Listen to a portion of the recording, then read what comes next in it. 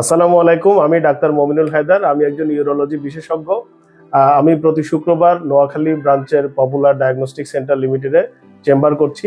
আমি আজকে যে জিনিসটা নিয়ে কথা বলবো এটা হচ্ছে পুরুষজনিত বন্ধ্যাত্ব। আজকের আমাদের যে পরিস্থিতি, এটাকে দেখা যায় যে অনেক দম্পতি আছে যারা দীর্ঘদিন চেষ্টা করেও কিন্তু সন্তান হচ্ছে না। আগে থেকে একটা ধারণা ছিল যে মনে হয় সন্তান না হওয়া বা বন্ধ্যাত্বের কারণ হচ্ছে শুধুমাত্র নারী, কিন্তু আসলে প্রকৃত সত্য হলো যে অনেক ক্ষেত্রেই দেখা যায় যে পুরুষজনিত কারণেও কিন্তু বন্ধ্যাত্ব দেখা যায়।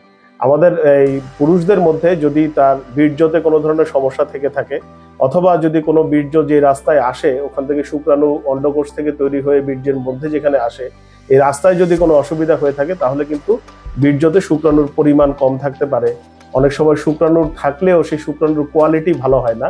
এইসব কারণে দেখা যায় যে স্বাভাবিকভাবে যে গর্ভাবস্থা বা প্রেগনেন্সি সেটা সম্ভব হয় না।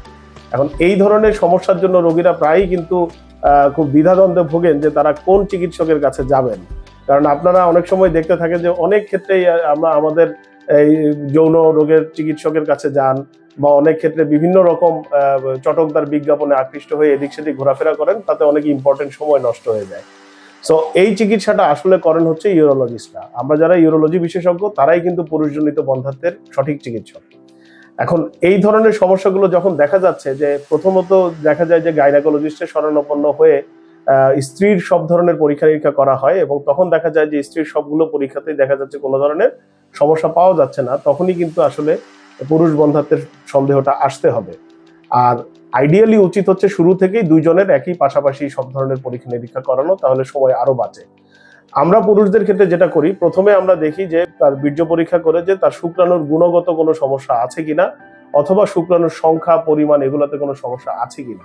এই ধরনের সমস্যা থাকলে কিছু বিশেষায়িত পরীক্ষার মাধ্যমে আমরা সেই সমস্যাগুলো চিহ্নিত করি, এবং কিছু কিছু ক্ষেত্রে সেই সমস্যাগুলো কিন্তু ওষুধের মাধ্যমে উন্নতি করা সম্ভব হয়। খুব অল্প কিছু সংখ্যকের ক্ষেত্রে আমরা কিছু সার্জারি আছে, বিশেষ ধরনের অপারেশন আছে, যেগুলো করার পরে অনেক সময় দেখা যায় যে আবার স্বাভাবিকভাবে গর্ভধারণ সম্ভব হয়।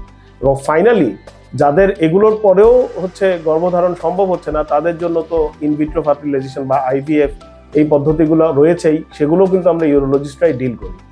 সুতরাং এই ক্ষেত্রে আরেকটা গুরুত্বপূর্ণ ইনফরমেশন দিয়ে রাখি, যে এই আইভিএফ বা কৃত্রিম যেই গর্ভ তৈরি করা, এদের ক্ষেত্রে কিন্তু স্ত্রীর বয়সটা খুব ইম্পর্টেন্ট, একই সাথে স্বামীর বয়সও কিন্তু খুব ইম্পর্টেন্ট। সুতরাং এই তথ্যের অভাবে বা অজ্ঞানতা বশত সময় নষ্ট করে ফেললে কিন্তু পরবর্তীতে দেখা যায় যে এই আইভিএফ এর সফলতাও কিন্তু অনেকটা কমে যেতে পারে। যেসব দম্পতি বন্ধ্যাত্বে ভুগছেন তারা আজই দুজনের পরীক্ষাই একসাথে করবেন। আপনার স্ত্রীর পরীক্ষা করবে হচ্ছে গাইনাকোলজিস্টরা, এবং পুরুষজনিত বন্ধ্যাত্বের পরীক্ষা করবেন একজন ইউরোলজিস্ট, এবং তারপর এই দুজনের পরামর্শ মতো আপনারা একসাথে একটা চিকিৎসা নিয়ে আশা করি যে আপনাদের বহুল কাঙ্ক্ষিত যে সন্তানের আশা আপনারা করছেন সেটা আপনারা লাভ করতে পারবেন। আজকের মতো এ পর্যন্তই। আশা করি সামনে আরো একটা গুরুত্বপূর্ণ কোনো একটা বিষয় নিয়ে আপনাদের সাথে আলোচনা হবে।